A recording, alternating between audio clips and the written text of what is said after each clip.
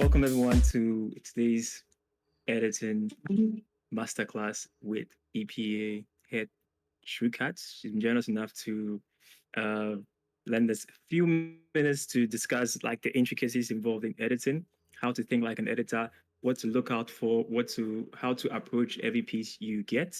And as writers as well, this also helps improve your writing as well, so you can be able to um, read with context, grammar, and all that thing. So, without much ado, welcome everyone and welcome Trew-Cat. Passing the mic to Trew-Cat. Thank you. Thank you. Thank you for having me. I don't know all of you. So for those I haven't had any contact with, hello, my name's Trew-Cat, or you can call me Katrina as well. Either one I will answer to.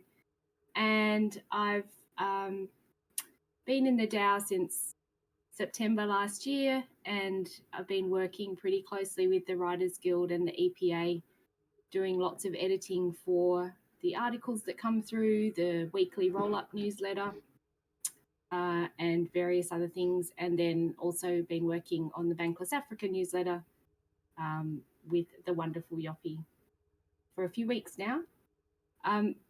Today is not really a masterclass because I'm not really a master editor. I've just put that out there.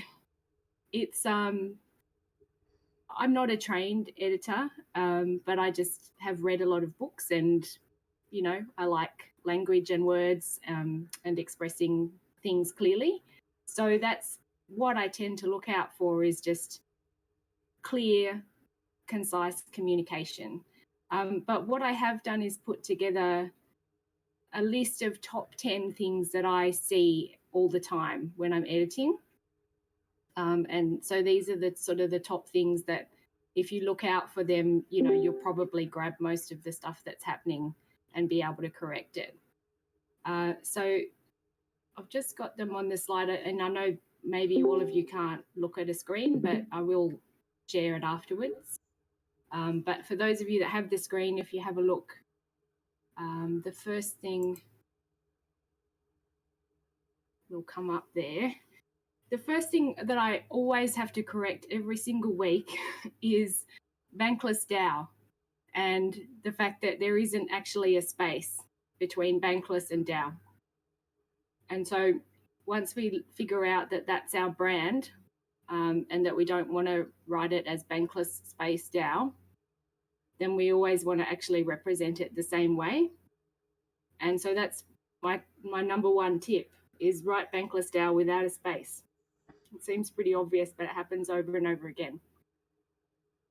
Number two is also check everybody else's protocol and DAO and company names, and actually people's names as well, to make sure that you're actually representing their brand or their name the way that they would like it done. So there are lots of examples in the editing framework, which I've got a link up the top there to the Writers Guild editing framework, which has got lots and lots of information, and I'd recommend you read it.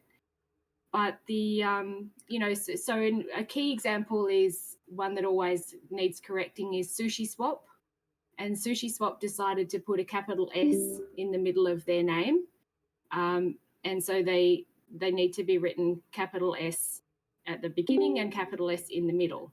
And so every time you write it with a little s in it, you're not doing justice to the fact that they've got a brand and a name that they would like you to maintain. And so for accuracy, it's a good thing to check all of the different protocol names, all the different ways that DAOs write their name. And sometimes it's not actually consistent and it's a bit hard to tell.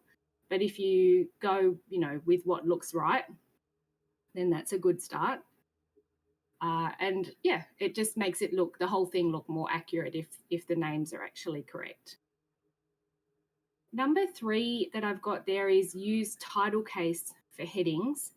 And you'll see there's a link under title case, because I will show you a website after this that has a really handy tool that you can put in whatever heading you want to put, and it will change it to title case for you.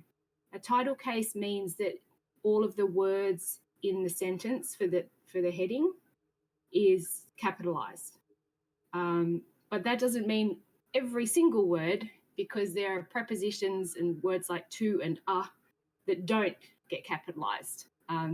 So it's a little bit of a trick, and I just use the tool now because that way I don't have to think about which words have to be capitalized and which words don't. And so I will share that with you, and it's a good little handy thing to be able to fix it up quickly. But the thing with headings is they will help you tell your reader what's coming up next. So they don't always have to be really clever, although Yofi likes it when I come up with clever ones for Bankless Africa. But mostly they just need to be helpful and tell your reader what's about to happen. The whole way through a piece of writing, you want to be holding your reader's hand and letting them know what's coming up next, what you just told them, why you're telling them what you're telling them, and keep them, with you the whole way. It just makes it clearer for everybody.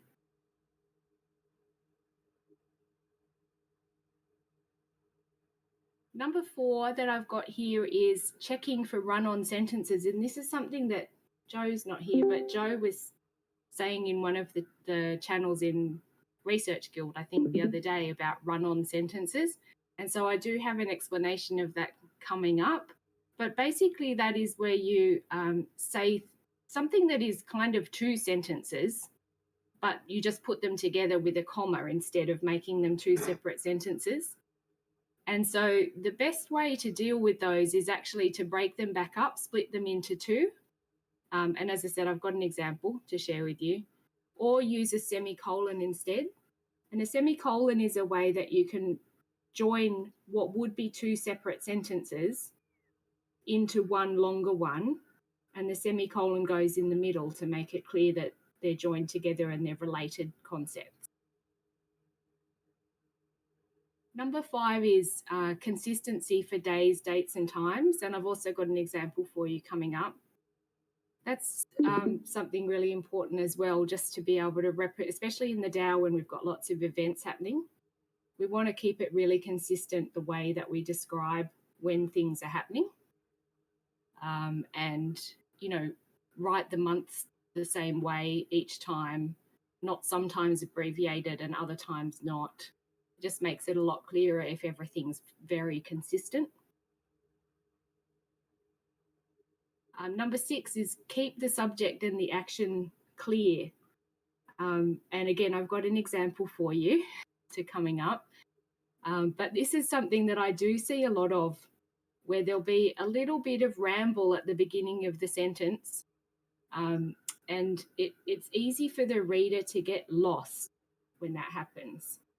So try to keep what you're saying nice and clear. Or if you're editing, I'm sort of speaking to you as though you're writing it, but if you're editing, have a look at the clarity of the sentence. And if you're getting lost in the beginning of the sentence, then it probably needs to be changed around so that the subject and the action of what's happening comes to the front of the sentence.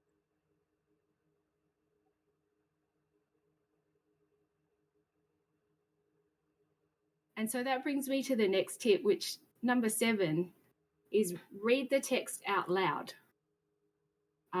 because that really easily tells you where you're running out of breath because the sentence is too long, where you stumbled over the words because it didn't really make sense. And if you're stumbling over the words trying to read it out loud, then your reader's brain will be stumbling over the words as well, and they won't be understanding what the point is. So reading out loud is actually probably should be number 1 tip, because it's actually so helpful to read something out loud and figure out where the issues are with it. So in terms of structure and clarity of a whole piece, to read it out loud is a really easy way to figure out whether there's an issue with the understanding.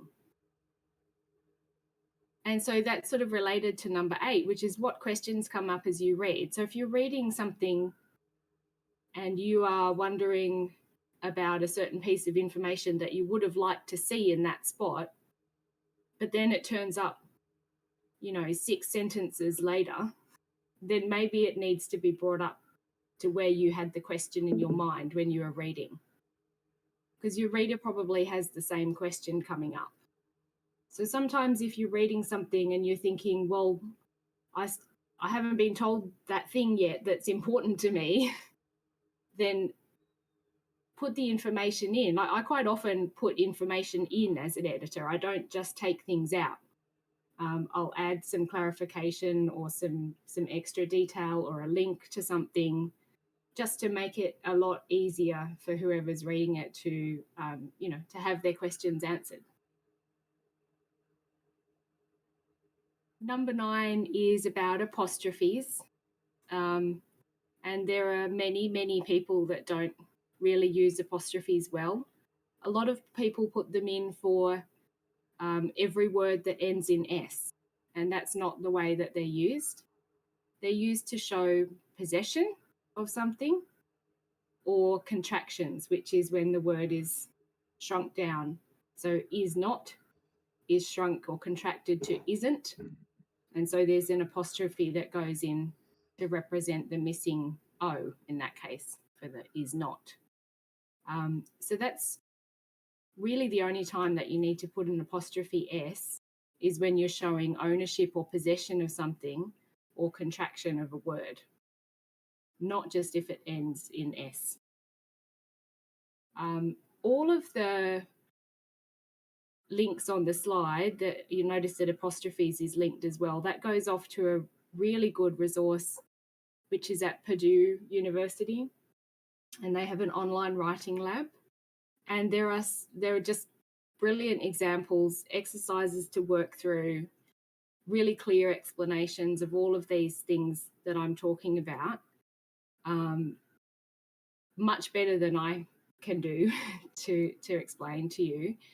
And so I would really recommend, if you want to improve your writing and editing, that you actually spend some time on that website. And there are many others as well, I'm sure, that have really clear online writing exercises that you can actually have a go at. And number 10 is check again. So after you've been through something as an editor, very, very likely that you need to go again. And so you just need to keep looking and look again and look again, because editing is not a once through process. You're very, very likely to miss things.